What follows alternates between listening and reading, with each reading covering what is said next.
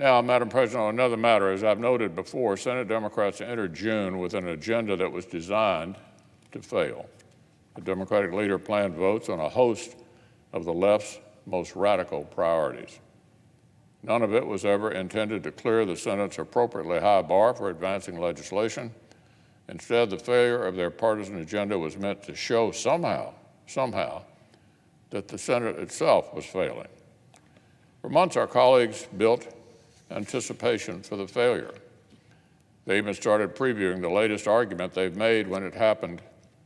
Apparently, the same Senate rule a Democratic minority had used with abandon was now somehow a racist relic to be abandoned by a Democratic majority. In the end, one particularly radical proposal took priority. S1 is the same bad bill it's been since the House introduced its version back in 2019 with the same nakedly partisan motives. But ever since Democrats got the election outcome they wanted last fall, we've watched our colleagues actually update the rationale for their latest partisan power grab. States must be stopped from exercising control over their own election laws. So, Madam President, the arguments here have one big thing in common with the ones our colleagues have deployed against the filibuster: debunked claims of racism. Remember, the last presidential election saw the highest voter turnout in decades, even amid a once-in-a-century pandemic. And African-American turnout was twice as high in Mississippi as it was in Massachusetts. But when Georgia passed targeted updates to its election laws based on lessons learned during the pandemic-era elections, Democrats trashed the bill as, quote, a redux of Jim Crow. They misrepresented its content so wildly that even left-leaning fact checks repeatedly debunked these claims. But by then, the train of disinformation had left the station. Pretty soon, any state that dared to deviate from unique pandemic-era procedures faced summary judgment in the court of liberal outrage. It hasn't seemed to matter that the facts tell a different story.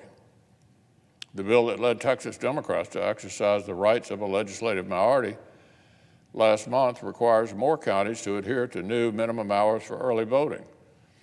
The Oklahoma bill that expanded early voting for general elections was passed by a Republican legislature and signed by a Republican governor. In my state of Kentucky, the expansion of both online registration and early voting this spring passed on a bipartisan basis, and a Democratic governor signed it. Democrats will continue to insist that S1 is a response to these state laws, but we know it actually predates them.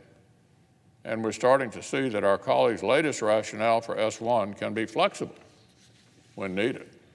Prominent Democrats have railed against voter ID requirements for years. But now that voter ID is among the sticking points keeping the Democratic caucus from uniting behind S1, some Democrats have started indicating, well, they've had a change of heart. Now, I would commend them for coming around to common sense positions on that issue that 80% of Americans already support. But one supposed compromise among some Democrats bears more than a passing resemblance to the partisan power grab their party has touted for years. It even introduces its own disastrous new liabilities, like a proposal to automate redistricting that is certainly constitutionally dubious. At the end of the day, Madam President, which concocted crisis Democrats choose as justification for their top legislative priority actually doesn't make much difference.